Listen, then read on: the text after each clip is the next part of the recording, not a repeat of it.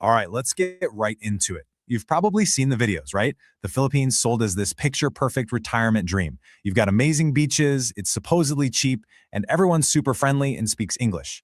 But when you start digging, when you look past those glossy travel vlogs, a very different story starts to emerge. Today, we're going to pull back that curtain, using the real, unfiltered stories of people who went looking for paradise and, well, found something else entirely.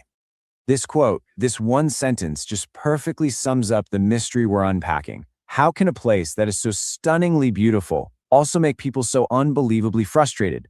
See, it's not about the hardware. The beaches are, they're incredible. It's about the software, what it's actually like to live there, day in and day out. So let's see why. Every story about a dream falling apart usually starts with a perfect plan. So let's talk about a guy we're going to call Jerry. He's a retired consultant from Texas, and he is a planner. He's read all the forums, he's watched the videos, and he has built the ultimate retirement spreadsheet. And on paper, his new life in the Philippines looks absolutely foolproof. So here was the plan. The math seemed so simple. Jerry gets a pension of $4,500 a month. All the online experts swore he could live like a king in a place like Dumaguete for just $1,200 a month. That means he'd be banking over $3,000 every single month. And just in case, he's got a $120,000 emergency fund sitting there. I mean, on paper, it's a fortress. What could possibly go wrong? Well, here's where that beautiful spreadsheet got absolutely shredded by reality. In just a year and a half, Jerry torched almost $40,000 on stuff he never saw coming. His budget didn't just bend, it shattered. That dream of saving $3,000 a month, poof, gone. Instead, it was just this constant bleeding drain of cash. So where on earth did it all go? Well, Jerry's financial disaster wasn't from one big thing. Nope. It was a slow, steady bleed. It's a phenomenon that expats have a name for: death by 1,000 cuts. It's when all the small daily frustrations just pile up and up until they become this one huge, unbearable nightmare. And this is such a key concept to understand. It's almost never the big dramatic stuff like a typhoon that makes people leave for good. It's the constant, grinding, low-level friction of daily life that just wears you down. It chips away at your patience, your sanity, and, of course, your bank account. Just think of them as tiny little paper cuts all day long. There's the skin tax, right? Where you're just automatically charged more for everything just for being a foreigner. Then you've got the constant power outages, the brownouts that mean you have to buy a crazy expensive generator. Oh, and the bureaucracy, soul-crushing lines for the simplest things. And if you want a little taste of home, like some good cheese, get ready for the inconvenience tax, which can be 4 times what you'd pay in the States. Each one by itself is just an annoyance, but together, it's relentless. And this comment from our source material just absolutely nails it. This is the core fantasy, the fundamental misunderstanding. People think they're escaping the high costs of the West, but they end up paying Western prices for third world problems, all because they just want a tiny bit of comfort and predictability in their lives. But here's the thing, those 1,000 cuts, that's just the day-to-day grind. The real test, the real nightmare, comes when you face a genuine crisis, because that's when you see the small cracks in the system become these massive gaping holes. And that's when you realize just how alone and how vulnerable you really are. For Jerry, that first big crisis was medical. He gets dengue fever, which is really serious. He gets to the hospital, and they hit him with a $3,500 bill and a demand for cash, up front, before they'll even fully treat him.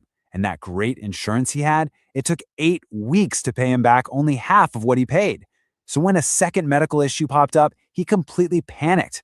He spent over $6,000 on an emergency flight back to the US just to know he'd be taken care of.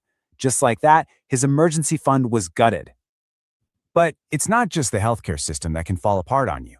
Sometimes it's the very system that's supposed to keep you safe. Take this story from another traveler. He's driving, gets pulled over at what looks like a totally normal police checkpoint.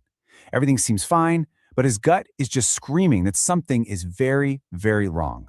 So he drives maybe a minute down the road, pulls over, and listens to that gut feeling. He checks his car, and there it is, tucked under his floor mat, a plastic bag full of drugs he's never seen in his life. His blood runs cold. He realizes he's just been set up. He grabs the bag, throws it out the window, and just drives, his heart pounding out of his chest. Not even 5 minutes later, boom, another checkpoint. He gets pulled over again, and he just watches as an officer gets in his car and frantically starts searching that exact spot where the drugs were supposed to be. When the officer can't find them, he gets visibly angry, makes this panicked phone call, probably to the cop at the first checkpoint. This wasn't just a random shakedown. This was an organized, coordinated extortion trap. So you hear these individual horror stories, and they're terrifying, but they aren't happening in a vacuum. They're symptoms of a much bigger problem, a problem that's having a huge impact on the whole region. Because while the Philippines is struggling with this stuff, its neighbors are absolutely booming, and travelers and their money are starting to notice. I mean, let's just put it side by side. Look at infrastructure. Thailand's is modern and efficient. Vietnam's is getting better at lightning speed. The Philippines often feels like it's stuck in place. What about value for your money? In Thailand and Vietnam, you feel like you're getting a great deal. In the Philippines, with all the hidden costs and that skin tax, you can end up feeling like you're just constantly getting ripped off. And if you want to see the result of all this in one shocking image, here it is. Last year, Cambodia, a country that's way smaller with way less coastline, had more tourist arrivals than the entire Philippines. That is an absolutely staggering statistic, and it tells you there is a serious crisis of confidence among travelers. People are actively voting with their feet and going somewhere else. And a Filipino commenter online just summed it all up perfectly. The natural beauty is not the problem. The beaches, the sunsets, the diving, all of that is still world class. The problem is the broken, frustrating, and sometimes dangerous system you have to fight through just to enjoy it. Okay, so after all this, it's pretty clear the Philippines isn't that cheap, easy paradise that it's marketed as. So who is it for? The key is to completely reframe what it is. This is not a bargain retirement spot. It's a hardcore adventure destination for a very, very specific type of person. And answering this one question is pretty much the difference between your trip being a dream come true or an absolute disaster. It really all comes down to your mindset. You've basically got two kinds of people. First, there's the comfort seeker. This is the person who just wants their life from back home, but cheaper and on a beach. This person will be miserable. They will be defeated by the very first power outage or long line. But then you have the hardcore adventurer. This is someone who actually thrives on a bit of chaos, who's resilient, who sees navigating the obstacles as part of the journey itself. That person might just find exactly what they're looking for. This quote from the source material is really the ultimate takeaway. The true cost of making it in the Philippines isn't paid in money. It's paid by shedding your own arrogance.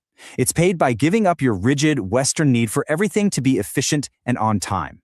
You have to trade your need for control for an ability to adapt, to endure, and maybe even to laugh at the absolute chaos.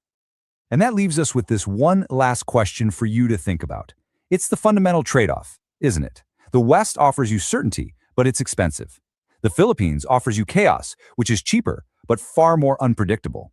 Which one of those currencies you're willing to pay with? Well, that will determine everything.